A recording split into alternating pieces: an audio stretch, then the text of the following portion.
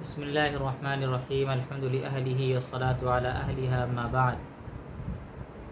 اعوذ باللہ من الشیطان الرجیم بسم اللہ الرحمن الرحیم فمن يعمل مثقال ذرة خيرا يره ومن يعمل مثقال ذرة شرا يره صدق اللہ العلی العظیم۔ اللہ رب العزت کا بے انتہا شکر اور احسان ہے کہ اس نے بغیر طلب کے بغیر مانگے ہمیں جناب محمد رسول اللہ صلی اللہ علیہ وسلم کی امت میں ہونے کا شرف بخشا۔ یہ اعزاز بہت بڑا اعزاز ہے اور یہ شرف بہت بڑا شرف ہے۔ اس کی جتنی قدر کی جائے اور جتنا اس پر شکر ادا کیا جائے وہ کم ہے۔ آج ہماری گفتگو اس بات پر ہوگی کہ آخر میں جب نبی کریم صلی اللہ علیہ وسلم کا جب آخری وقت آیا تو آپ صلی اللہ علیہ وسلم نے کیا ارشادات امت کے لیے یا اپنے اہل خانہ کے لیے تلقین فرمائے۔ ہم اور آپ دیکھتے ہیں جب کوئی اس دنیا سے گزرنے والا ہوتا ہے، اس کو احساس ہو جاتا ہے تو وصیت کے طور پر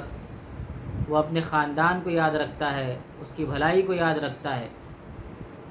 اپنے عزیزوں کو یاد رکھتا ہے، اپنے روپیہ پیسے کو یاد رکھتا ہے، اپنی منقولہ غیر منقولہ جائیداد کو یاد رکھتا ہے اور اس کے بارے میں فکر مند ہوتا ہے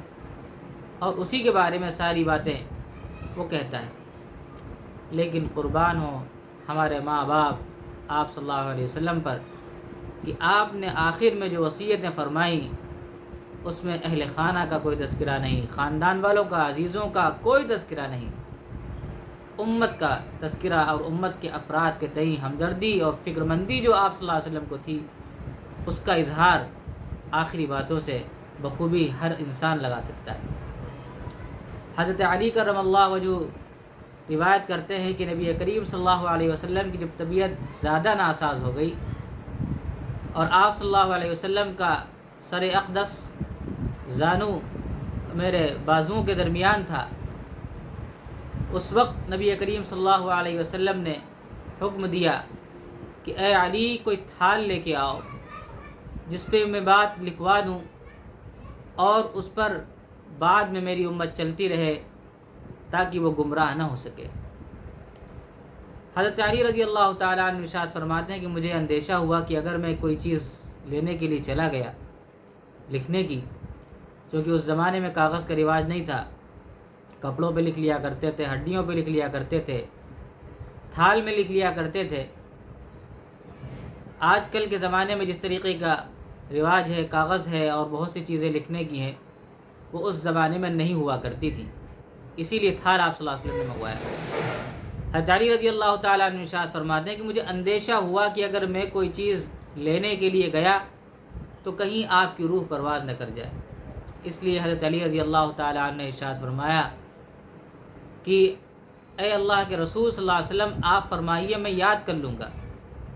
اور بعد میں اس کو میں لکھ لوں گا۔ نبی کریم صلی اللہ علیہ وسلم نے جو کلمات ارشاد فرمائے وہ یہ ہے کہ نماز کا خیال کرو، زکوٰۃ کا خیال کرو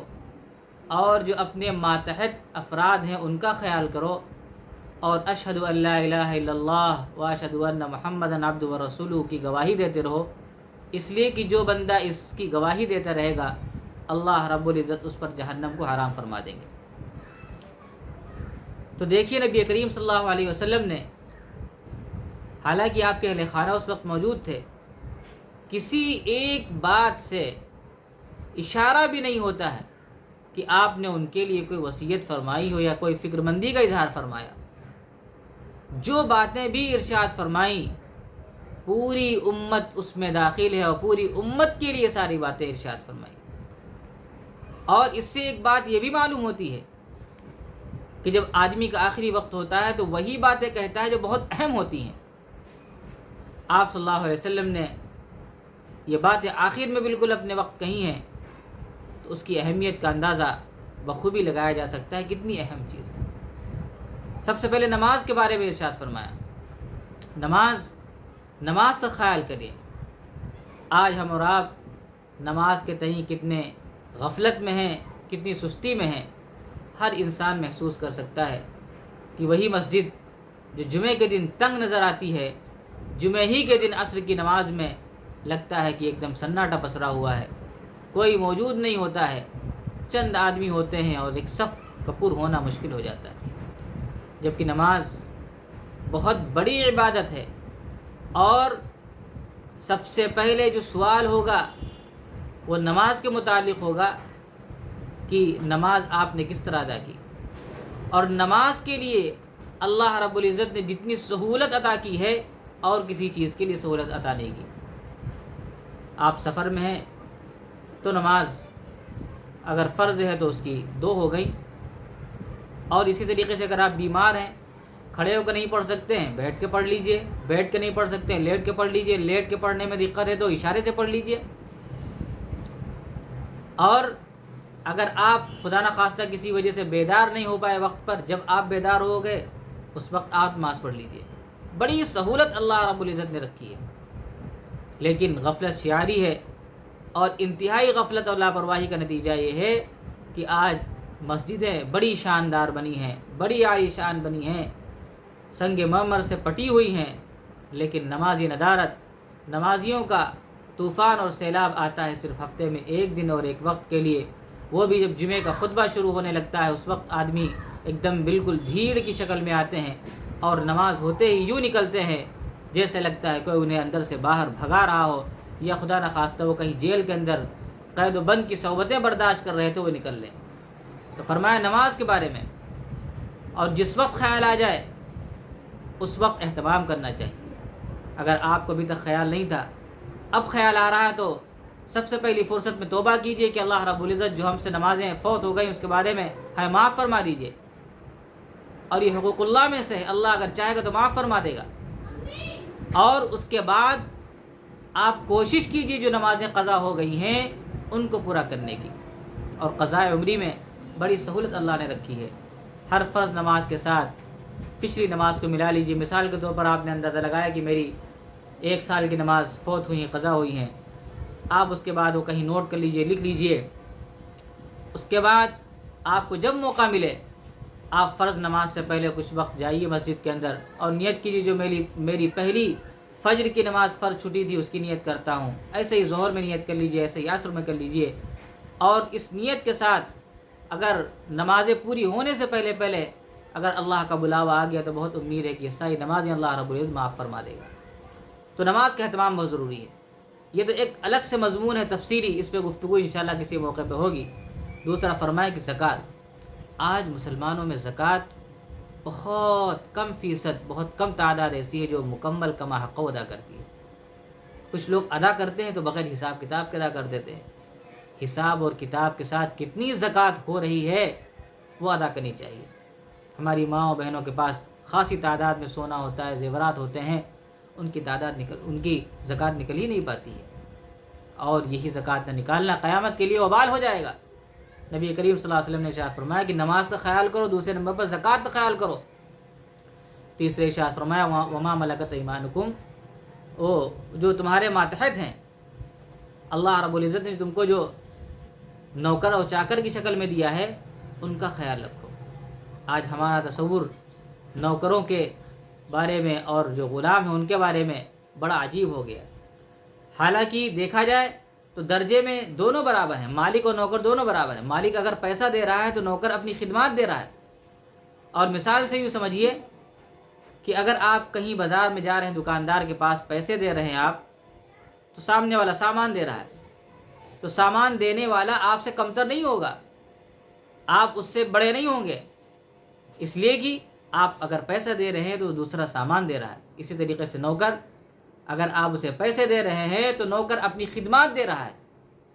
نبی کریم صلی اللہ علیہ وسلم نے اس کے بارے میں بڑی تلقین اور بڑے ارشادات فرمائے ہیں، اور بہت سختی سے فرمایا ہے کہ خیال رکھو نوکروں کا، وہ تمہارے ماتحت ہیں، تمہارے غلام ہیں، تمہارے نوکر ہیں، تمہارے جیسے تم کھاؤ ویسے ان کو کھلاؤ، اور جو تم پہنو ان کو پہناؤ۔ چنانچہ حضرت ابو ذر غفاری رضی اللہ تعالیٰ عنہ ایک موقع پر اپنے غلام کو کچھ کہہ رہے تھے، اور وہ غلام حبشی تھا، اور حبشی کے نام سے پکار رہے تھے، اے حبشی تو نے کیا کیا؟ حضور اکرم صلی اللہ علیہ وسلم کا گزر وہاں پہ ہوا تو آپ صلی اللہ علیہ وسلم نے ارشاد فرمایا کہ اے بزر، ابھی تک تمہارے اندر سے جہالت کی خوشبو نہیں گئی ہے، اور حضرت ابوذر رضی اللہ تعالیٰ عنہ نے ارشاد فرمایا کہ میں اس غلام کو آزاد کرتا ہوں، اس کے بعد جہالت کی خوشبو نہیں گئی ہے۔ حضرت ابوذر رضی اللہ تعالیٰ عنہ نے اسی وقت اس غلام کو آزاد کیا، اور بار بار افسوس کا اظہار فرماتے تھے اور کہتے تھے کہ نبی کریم صلی اللہ علیہ وسلم نے مجھے یہ کہا ہے۔ اور اس کے بعد ان کا معمول یہ ہو گیا کہ وہی لباس جو خود پہنتے تھے اپنے غلام کو پہناتے تھے، اور جو کھانا اپنے لیے بنواتے تھے اسی کھانے میں اس کو شریک کرتے تھے اور ساتھ میں بٹھا کے کھانا کھلاتے تھے۔ تو غلاموں کی بے انتہا قدر کرنی چاہیے اور ان کا بے انتہا خیال رکھنا چاہیے، وہ ہمارے بھائی ہیں۔ نبی کریم صلی اللہ علیہ وسلم نے ارشاد فرمایا تمہارے غلام، تمہارے نوکر، تمہارے جو ماتحت ہیں وہ تمہارے بھائی ہیں، اور ان کا بھائی جیسا خیال کرنا چاہیے۔ کئی واقعات ہیں۔ ایک مرتبہ حضرت ابوبکر صدیق رضی اللہ تعالی عنہ اپنے غلام کو ڈانٹ رہے تھے، لعنت کر رہے تھے۔ اللہ کے رسول صلی اللہ علیہ وسلم کو گزر ہوا تو فرمایا کہ صدیقیت اور یہ لعنت کرنا ایک ساتھ جمع نہیں ہو سکتا ہے۔ رب کعبہ کی قسم، یہ دونوں ایک ساتھ جمع نہیں ہو سکتا ہے۔ حضرت صدیق رضی اللہ تعالیٰ عنہ کام گئے اور اسی وقت اس غلام کو آزاد کیا، اور کئی غلام آزاد کیا حضرت صدیق رضی اللہ تعالیٰ عنہ نے۔ اسی طریقے سے حضرت مسعود رضی اللہ تعالیٰ عنہ کا واقعہ کہ آپ اپنے غلام کو ڈانٹ رہے تھے، مارنے والے تھے بالکل۔ اللہ کے رسول صلی اللہ علیہ وسلم گزر ہوا، آپ نے فرمایا کہ اللہ رب العزت بھی اسی طریقے سے تم سے زیادہ طاقتور ہے۔ آج یہ تمہارا غلام تمہارا ماتحت ہے، تم طاقتور بن رہے ہو، اللہ رب العزت تم سے بھی زیادہ طاقتور ہے۔ اسی وقت اس غلام کو آزاد کیا اور توبہ کی حضرت مسعود رضی اللہ تعالیٰ عنہ۔ تو نبی کریم صلی اللہ علیہ وسلم نے آخر اوقات میں یہ جو وصیت فرمائی اس میں یہ ہے کہ اپنے غلام کے ساتھ خاص رعایت کرو، برتاؤ کرو۔ آج یہ جو نوکروں کے ساتھ، ڈرائیوروں کے ساتھ ہمارا سلوک رہتا ہے، یہ مغربی تہذیب ہے۔ انہوں نے اس کو الگ کر رکھا ہے کہ ڈرائیور الگ کھانا کھائے گا، ہم الگ کھائیں گے، حالانکہ وہ بھی ہمارا بھائی ہے۔ اہل عرب میں ابھی تک یہ ماحول ہے الحمدللہ کہ وہ اپنے ڈرائیور کو اپنے ساتھ کھانا کھلاتے ہیں، اور جب وہ اپنی منزل پہ پہنچا دیتا ہے تو اس کا شکریہ ادا کرتے ہیں۔ تو اسلامی تعلیمات ہے۔ اور جو ہمارے زمانے میں جو یہ رائج ہو گیا ہے کہ ڈرائیور کو بالکل الگ تھلگ سمجھتے ہیں اور اس کے کھانے پینے کا، اس کے آرام کا بالکل قطعی خیال نہیں رکھتے ہیں، یہ مغربی تہذیب ہے، مغربی تمدن ہے، اس سے بچنا چاہیے۔ اللہ ہمیں نبی کریم صلی اللہ علیہ وسلم کی ان تمام وصیتوں پر عمل کرنے کی توفیق عطا فرمائے، سامعین کو اس کی توفیق عطا فرمائے۔ وآخر دعوانا الحمدللہ رب العالمین۔